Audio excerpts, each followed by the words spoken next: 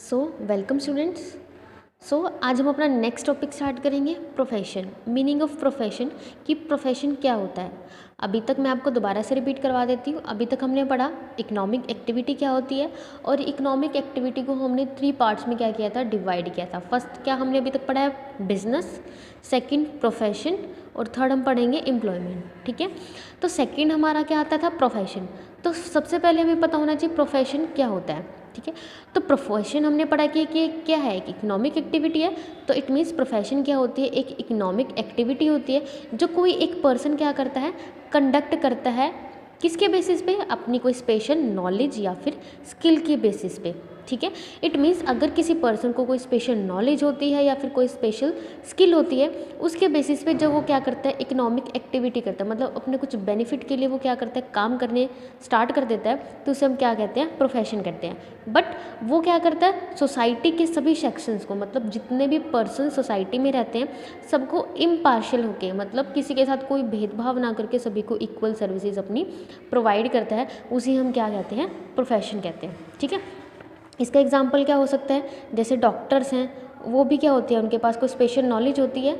ठीक है, उन्होंने जैसे स्टडी की होती है मेडिकल में, तो वो क्या करते हैं, उस बारे में आपको कंसल्टेंट देते हैं, आपको बताते हैं कि अगर आपको कोई डिसीज़ हो जाती है तो आप कैसे आप उसको ठीक कर सकते हो, क्या मेडिसिन लेनी चाहिए। ठीक है, ऐसे कोई टीचर है, मतलब ये सभी क्या होते हैं, प्रोफेशनल्स होते हैं, मतलब प्रोफेशन में होते हैं, क्योंकि उनके पास क्या होती है, कोई स्पेशल नॉलेज होती है, उसी के बेसिस पे वो क्या करते हैं, काम करते हैं। ठीक है, नेक्स्ट आती है हमारी करेक्टरिस्टिक्स ऑफ प्रोफेशन। करेक्टरिस्टिक्स से ही पता कर सकते हैं क्या एक्चुअल में वो प्रोफेशन है या फिर नहीं है। तो हमारी प्रोफेशन की फर्स्ट करेक्टरिस्टिक्स आती है, body of specialised knowledge and technique की करेक्टरिस्टिक्स। जो प्रोफेशन की करेक्टरिस्टिक्स है, तो प्रोफेशन के लिए हमारे लिए क्या ज़रूरी है कि हमारे पास कोई स्पेशल नॉलेज होनी चाहिए या फिर कोई टेक्निक होनी चाहिए।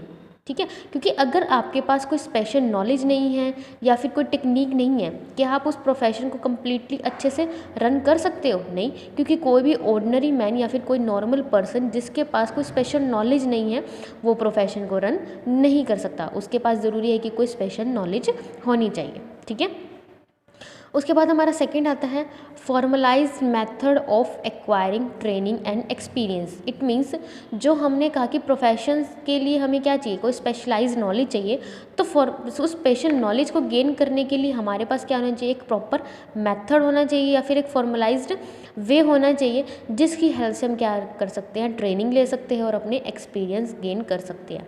ठीक है, तो इट मीन्स हमारे लिए किसी भी प्रोफेशन के लिए क्या ज़रूरी है कि उसके पास क्या हो, कोई स्पेशल ट्रेनिंग हो, एक्सपीरियंस हो, और उस एक्सपीरियंस को करने के लिए कोई क्या होना चाहिए, कोई फॉर्मलाइज्ड मेथड होना चाहिए, ताकि वो क्या कर सकता है, अपनी प्रोफेशन को क्या कर सकता है, आगे रन कर सकता है। और कुछ इंस्टीट्यूट्स होते हैं जो क्या करते हैं, उसको स्पेशल ट्रेनिंग प्रोवाइड करते हैं।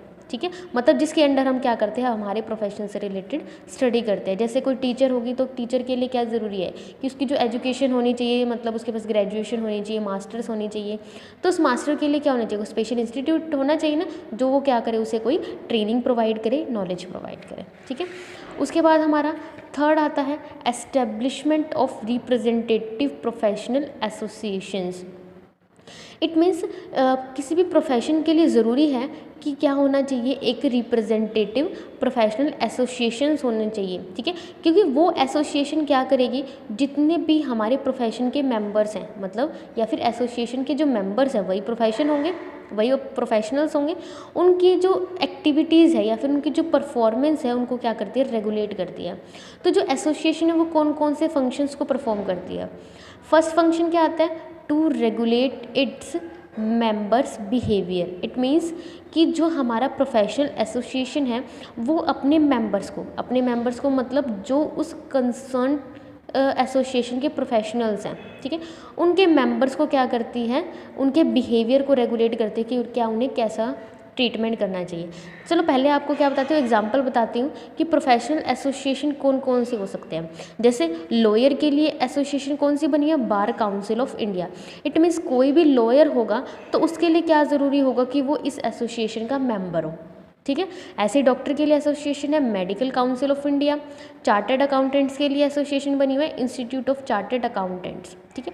तो अगर आपको फॉर एग्जांपल अगर लॉयर बनना है तो आपको बार काउंसिल ऑफ इंडिया का क्या होना पड़ेगा, मेंबर होना पड़ेगा। तो ये बार काउंसिल ऑफ इंडिया क्या एक प्रोफेशनल एसोसिएशन है, वो अपने मेंबर्स मतलब जो ये प्रोफेशनलिस्ट होंगे, मतलब लॉयर्स के बिहेवियर्स को क्या करेगा, रेगुलेट करेगा कि उन्हें कैसे कैसे बिहेव करना है डिफरेंट सिचुएशंस में, ठीक है। उसके बाद नेक्स्ट इसका फंक्शन आता है to create a code of conduct for guiding the activity of the profession.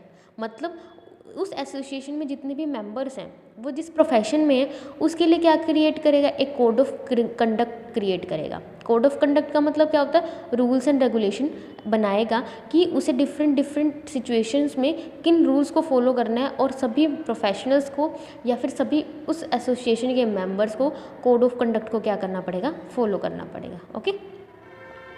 उसके बाद थर्ड आता है to build up and promote the image of its members as a professionals. ये जो एसोसिएशन है वो क्या करती है, अपने मेंबर्स को एज ए प्रोफेशनल क्या करती है, उनकी इमेज को प्रमोट करती है। क्योंकि अगर कोई भी मान लो बार काउंसिल ऑफ इंडिया का कोई मेंबर होगा तो ये हमारे लिए अंडरस्टूड होगा कि वो क्या एक प्रोफेशनल है, वो क्या एक लॉयर है, ठीक है। तो इट मीन्स जो एसोसिएशन है वो क्या करती है, एक इमेज क्रिएट करती है एज ए प्रोफेशनल्स की, अपने मेंबर्स की। उसके बाद हमारा फोर्थ फंक्शन होता है एसोसिएशन का to regulate entry to profession, कि प्रोफेशन में कोई भी एंटर ना कर जाए उसके लिए क्या करता है, रेगुलेट एंट्री करता है। रेगुलेट एंट्री मतलब कैसे, कि कोई भी प्रोफेशनल मान लो कोई भी लॉयर है, अगर वो लॉयर के प्रोफेशन में आना चाहता है तो उसके लिए पहले उसको क्या बनना पड़ेगा, बार काउंसिल ऑफ इंडिया का उससे क्या होना पड़ेगा, मेंबर होना पड़ेगा। उसके लिए रूल्स एंड रेगुलेशन होंगी, उसकी स्टडी करनी पड़ेगी। इट मीन्स वो क्या करते हैं, रेगुलेट करती है, ठीक है, कि कोई ऐसा पर्सन जिसको उस बारे में नॉलेज नहीं है वो प्रोफेशनल ना बन जाए, वो प्रोफेशन में ना जाए, मतलब रेगुलेट करती है एंट्री को, ठीक है। उसके बाद हमारा फोर्थ क्या आता है, कोड ऑफ कंडक्ट, कि हर प्रोफेशन के लिए, किसी भी प्रोफेशनलिस्ट के लिए ज़रूरी है कि क्या होना चाहिए, कोड ऑफ कंडक्ट। अगर किसी भी प्रोफेशन में कोड ऑफ कंडक्ट नहीं है तो उसे प्रोफेशन नहीं माना जाएगा, ठीक है। मैंने आपको पहले भी बताया कोड ऑफ कंडक्ट का मतलब क्या होता है, रूल्स, ठीक है। तो वो रूल्स किससे रिलेटेड होंगे, हमारे प्रोफेशन से रिलेटेड होंगे, ठीक है। और वो जो रूल्स हैं वो हमें क्या बताते हैं कि हमें प्रोफेशन में कौन कौन सी एक्टिविटी करनी चाहिए, मतलब प्रोफेशन से रिलेटेड रूल्स होंगे। हमारी ऑनेस्टी से रिलेटेड, इंटीग्रिटी एंड मोरालिटी, ठीक है। हमें अपने क्या होना चाहिए, ऑनेस्टी में काम करना, मतलब ईमानदारी से काम करना चाहिए, ठीक है। मतलब उन सब से रिलेटेड हमें क्या बने होंगे, रूल्स बने होंगे, और सभी मेंबर्स को एज ए प्रोफेशन उन कोड ऑफ कंडक्ट को क्या करना पड़ेगा, फॉलो करना पड़ेगा, ठीक है। उसके बाद हमारी नेक्स्ट आता है priority to services over economic consideration. It means profession के लिए क्या ज़रूरी है कि वो उसे क्या अपनी सर्विसेज को प्रायोरिटी देनी चाहिए, ना कि इकोनॉमिक बेनिफिट्स को, ठीक है। एज लाइक बिजनेस, प्रोफेशन भी क्या होता है, एक सोर्स है, एक मीन्स है जिसकी हेल्प से हम क्या कर सकते हैं, मनी को अर्न कर सकते हैं, या फिर कुछ ना कुछ इकोनॉमिक बेनिफिट हम अर्न कर सकते हैं, कुछ प्रॉफिट अर्न कर सकते हैं, कुछ कमा सकते हैं, ठीक है। किसके बेसिस पे, हमारी स्पेशलाइज नॉलेज के बेसिस पे, क्योंकि स्पेशलाइज नॉलेज होगी तभी हम प्रोफेशनलिस्ट हैं, और प्रोफेशनलिस्ट हैं तो तभी हम क्या कर सकते हैं, कुछ अर्न कर सकते हैं, ठीक है। बट प्रोफेशनल्स के लिए ज़रूरी है कि वो इकोनॉमिक प्रॉफिट अर्न करें, इकोनॉमिक कंसिडरेशन लें, बट उन्हें सर्विसेज को क्या देनी पड़ेगी, प्रायोरिटी देनी पड़ेगी। प्रायोरिटी मतलब उसे प्राथमिकता देनी पड़ेगी। फॉर एग्जांपल अगर कोई डॉक्टर है, अगर डॉक्टर के पास कोई इमरजेंसी केस आता है, कोई पेशेंट आता है, तो ये नहीं है कि वो पहले क्या कहेगा कि सबसे पहले आप अपनी फ़ीस डिपॉजिट कराओ, मतलब सबसे पहले उसे क्या देना पड़ेगा, पेशेंट को ट्रीटमेंट देना पड़ेगा। उसके बाद वो उसे देखो इकोनॉमिक कंसिडरेशन वो काम करता है, आपसे मनी लेगा, बट वो पहले क्या करेगा, पेशेंट को ट्रीटमेंट देगा, ताकि उसकी जो अगर मतलब काफ़ी ज़्यादा इमरजेंसी सिचुएशन है तो वो उसकी जान बचा सके। इट मीन्स उसे सर्विसेज को पहले क्या देनी पड़ेगी, प्रायोरिटी देनी पड़ेगी, इकोनॉमिक कंसिडरेशन सेकंड व्यू रहेगा। ओके स्टूडेंट, समझ आया। उसके बाद नेक्स्ट हमारा टॉपिक है एम्प्लॉयमेंट। एम्प्लॉयमेंट ये हमारी इकोनॉमिक एक्टिविटी का थर्ड कंपोनेंट है, ठीक है। इसमें भी एक एम्प्लॉयमेंट की हेल्प से भी हम क्या करते हैं, कुछ ना कुछ इकोनॉमिक कंसिडरेशन अर्न करते हैं, इकोनॉमिक कंसिडरेशन अर्न करना मतलब कुछ ना कुछ हमारा इकोनॉमिकली बेनिफिट होता है, इसलिए हम एम्प्लॉयमेंट को क्या कहते हैं, एक इकोनॉमिक एक्टिविटी करते हैं। बट इसमें कोई एक पर्सन किसी अदर पर्सन के अंडर क्या करता है, काम करता है, ठीक है, या फिर किसी अदर पर्सन को अपनी सर्विसेज प्रोवाइड करता है और उन सर्विसेज के बेसिस पे, मतलब उन सर्विसेज के अगेंस्ट वो क्या लेता है, रेम्यूनरेशन लेता है। रेम्यूनरेशन मतलब सैलरी हो सकती है, वेजेस हो सकते हैं, या फिर अदर कोई भी बेनिफिट होता है जो वो लेता है, ठीक है। इट मीन्स कहीं एक पर्सन जब दूसरे पर्सन के अंडर कहीं जॉब करता है, ठीक है, तो वो क्या कहलाएगी, employment. As like mister A है, मिस्टर ए क्या करता है, एक्स लिमिटेड कंपनी में जॉब करता है, तो मिस्टर ए क्या है वहाँ पे एज ए एम्प्लॉई है, मतलब ये किसको, इसको क्या मिली है, एम्प्लॉयमेंट मिली है। ये कोई प्रोफेशनलिस्ट नहीं है, क्योंकि ये किसी अदर पर्सन के अंडर क्या कर रहा है, काम कर रहा है, ठीक है। तो इसे हम क्या कहेंगे, एम्प्लॉयमेंट कहेंगे, ठीक है। बट एक पॉइंट ये भी बनता है कि कोई प्रोफेशनल है, लाइक डॉक्टर है या फिर कोई लॉयर है, तो वो क्या एम्प्लॉयमेंट, उनकी भी क्या एम्प्लॉयमेंट हो सकती है, हाँ जी, वो भी एम्प्लॉयमेंट अर्न कर सकते हैं। एज लाइक डॉक्टर, अगर कोई डॉक्टर किसी अदर मेडिकल में या फिर अदर किसी हॉस्पिटल में जॉब करता है, हॉस्पिटल कोई प्राइवेट भी हो सकता है या फिर ये लगा लो किसी गवर्नमेंट हॉस्पिटल में वो जॉब करता है, ठीक है, वहाँ पे एज एन एम्प्लॉई काम करता है, तो वो क्या होगी, उसकी एम्प्लॉयमेंट होगी, ठीक है। बट अगर उसका खुद का हॉस्पिटल है, वो अपने हॉस्पिटल को चला रहा है, तो वहाँ पे उसका क्या होगा, वो प्रोफेशन होगा, ठीक है। तो एम्प्लॉयमेंट और प्रोफेशन में क्या फ़र्क आता है कि अगर आप किसी अदर पर्सन के अंडर काम करते हैं तो एम्प्लॉयमेंट है, लेकिन अगर आप खुद एज ए प्रोफेशन अपना कोई काम करते हो तो वो आपका क्या हो जाएगा, प्रोफेशन होगा। बट यहाँ पे आपके पास कोई स्पेशल नॉलेज होनी चाहिए, ठीक है। उसके बाद नेक्स्ट आती है करेक्टरिस्टिक्स ऑफ एम्प्लॉयमेंट। एम्प्लॉयमेंट की करेक्टरिस्टिक्स क्या होती हैं। फर्स्ट क्या है, सर्विस टू अदर। देखो हमने इसके मीनिंग में ही पढ़ा था कि एम्प्लॉयमेंट के लिए ज़रूरी है कि हमें किसी अदर पर्सन के अंडर काम करना होगा, तो इट मीन्स हम कोई भी एम्प्लॉय है वो अदर पर्सन को, किसी अदर को अपनी सर्विसेज क्या करता है, प्रोवाइड करता है, ठीक है।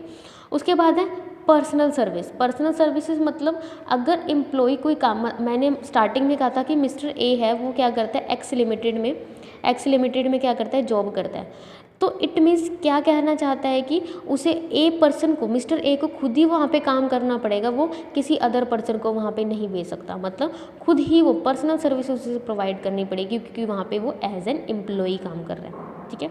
उसके बाद है एग्रीमेंट, ठीक है।